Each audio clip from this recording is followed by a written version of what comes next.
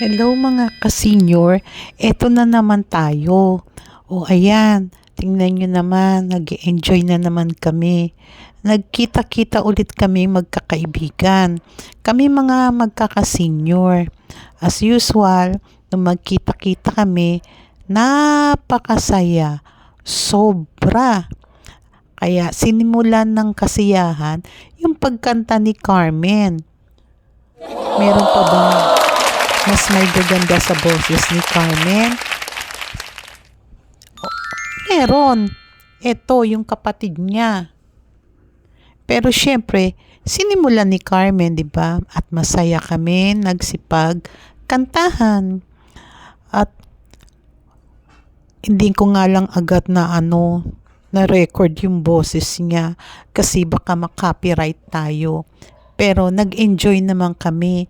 Tapos si Beng, yung mismong may-ari ng house, naku ayan, busy siya. Sobrang bait ni Beng.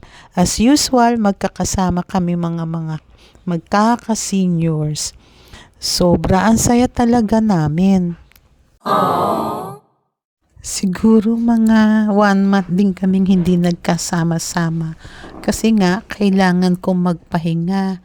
Kaya ngayon, nung nagkita-kita kami na hindi sinasadya, ayan, nagkasiyahan. Ayan, nasayaw-sayaw pa si Beng. Siya yung may-ari ng bahay, si Beng. Masyado siyang busy, naasikaso kami. Si Merly, tingnan mo, napalakpak pa. Talagang nag-e-enjoy siya. Ako naman ay tuwang-tuwa pag nakikita kong masaya ang mga senior. Talagang ang sarap sa pakiramdam pag nakikita mo silang masaya, nagkakantahan, nagsasayawan.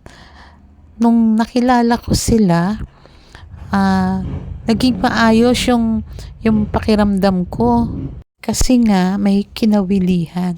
Ganon din sila, naging inspirado sila sa buhay. Kaya maganda talaga na pag nag-senior ka na, nag-e-enjoy ka kasama ang mga kapwa senior mo. Kaya hindi ko makakalimutan itong araw na to. O diba? Bang hindi napagod si Carmen. Talaga naman bigay ang kanyang pagkanta. O ayan. Relax muna kami. Akala mo hindi makamonetize ko. Sige, apilin niyo ako.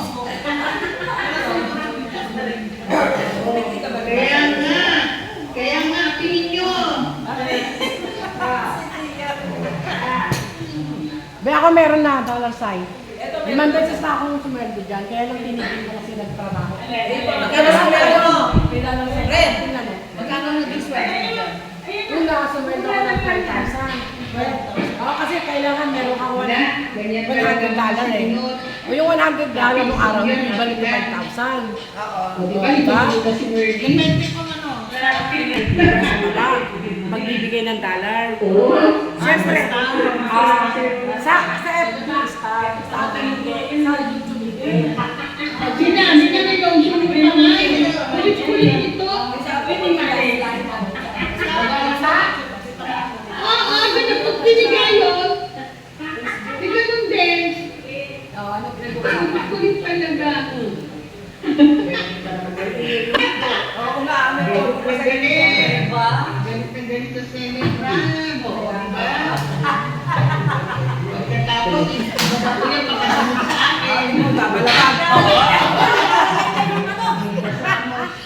Ilalagay na yung foods mo na to. Pinabag ako na eh. Paano itong may nude ako? Ang lagkit niya, parang Tumilog ako kasi kaya niya ang dulo. Ayan na, nagbinog na.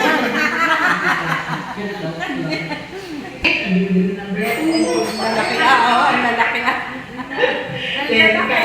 Number 3. Hindi, cellphone na basta nilo. Pwede na mo. Ito naman, parang naman kami ang bisita. Oo, may mga bisita. May bahayan dun eh, kasi di ba? Kasi madali nang mabuhay yung tao. Malapit na sa bahay. Swerte ng anak at ako. Nanonood kami ng YouTube channel. Dito? Kasi pinapanood namin yung mga sarili namin na ginawa namin para sa YouTube.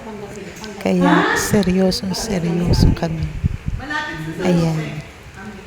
Diba? Seryoso.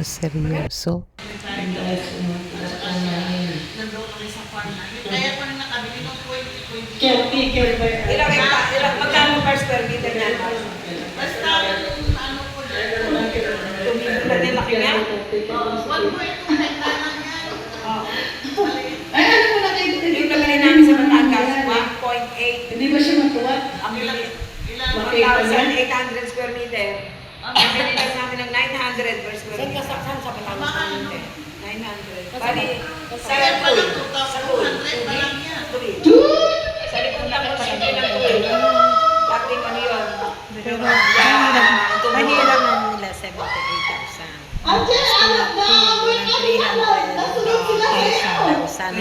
Pero na ako na mahirap magnegosyo ng ganyan kung hindi mo napagkakatiwalaan. Oo. Ang mahirap pa yung katuloy ng mga katulis.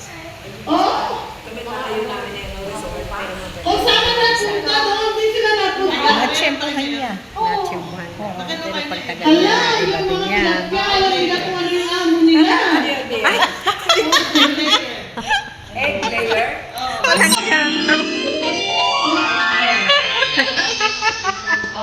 Bakit?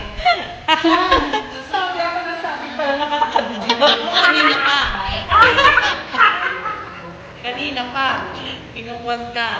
Binibigyo. Huli na naman. Huli na naman. Ano yung ang i-project ko na sana. Sabi mo sa ako. Ba't ano ka hindi? Hindi na nga ako. Yan. Actually, ba't kung mahalaga mga oras na? Ano ka oras na? Kailangan hindi ka yung amo. Actually, ngayon ito. Madilim na sa atin. Actually, wala lang itong magkakantay. Ipag mo mga kapag nagano pa kami, pera mo.